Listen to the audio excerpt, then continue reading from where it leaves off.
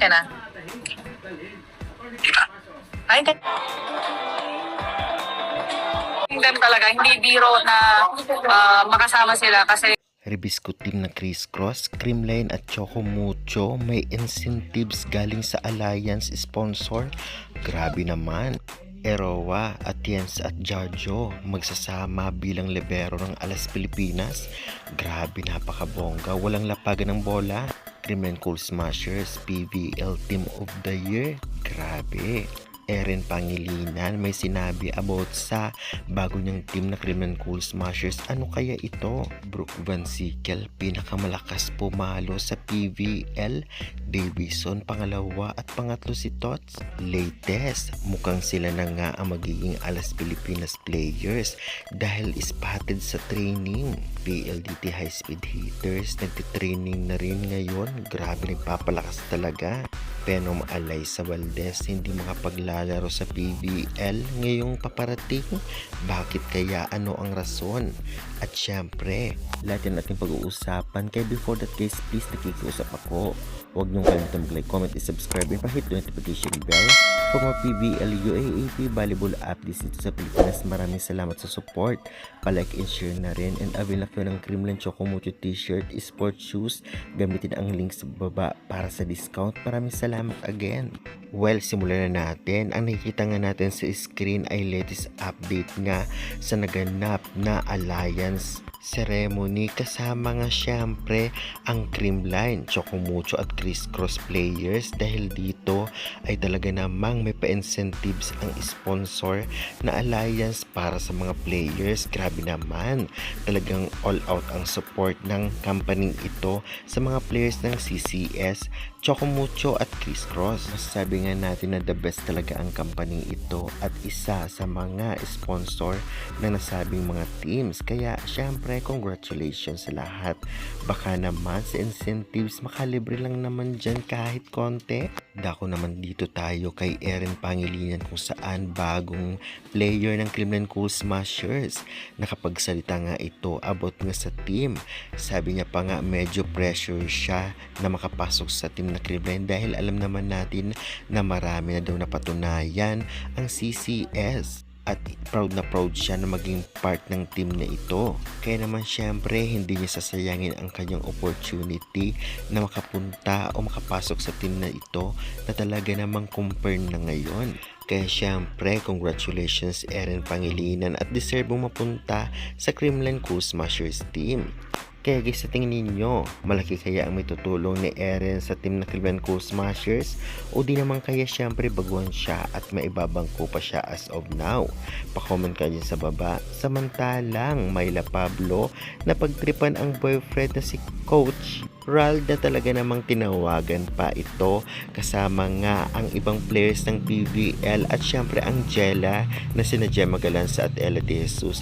At tinanungan ni Myla Pablo si Coach kung kumain na. Sabi nitong si Coach ay hindi pa. Anong gusto daw kainin ni Coach? Sabi nitong si Myla. Ang sabi nga naman nitong si Coach Rald ay anong trip mo? Medyo nagalit. Ngunit kilig na kilig nga ang nasa venue. Sabay sabi nitong si Myla Pablo na bye. Kaya naman guys, kinilig din ba kayo sa tandem ni Coach Rald at Myla Pablo?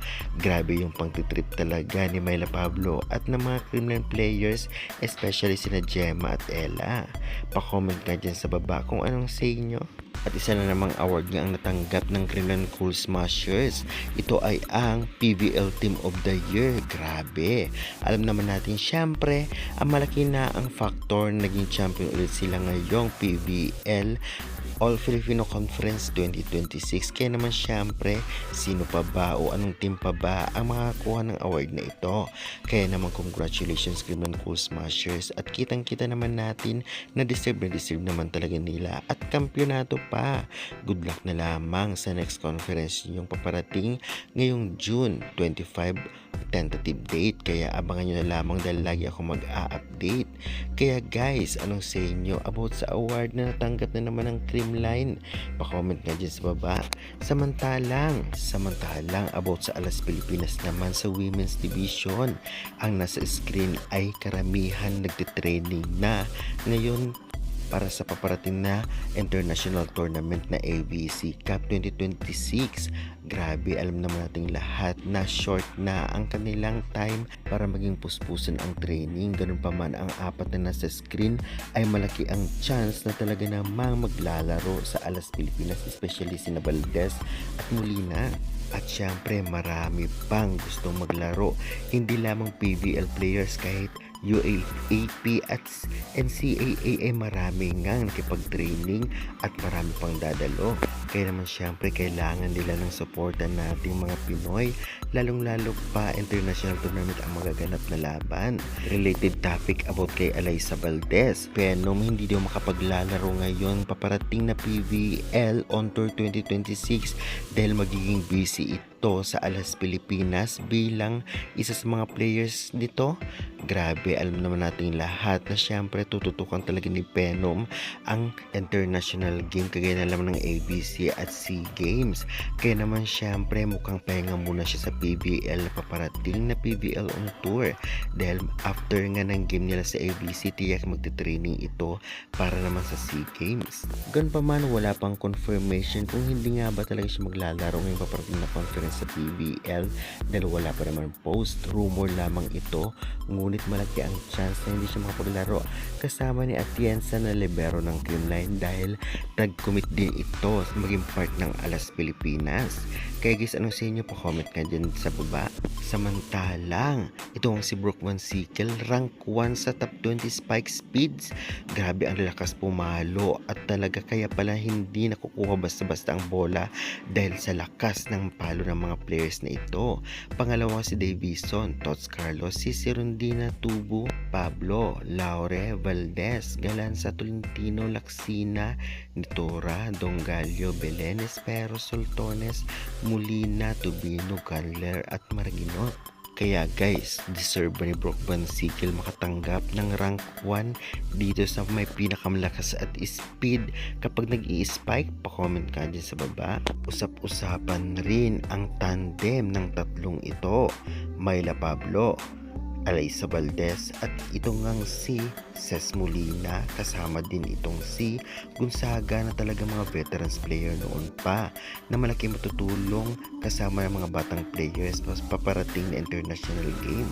Kaya naman tiyak tayong marami ang manonood at susuporta nga dito sa Alas Pilipinas.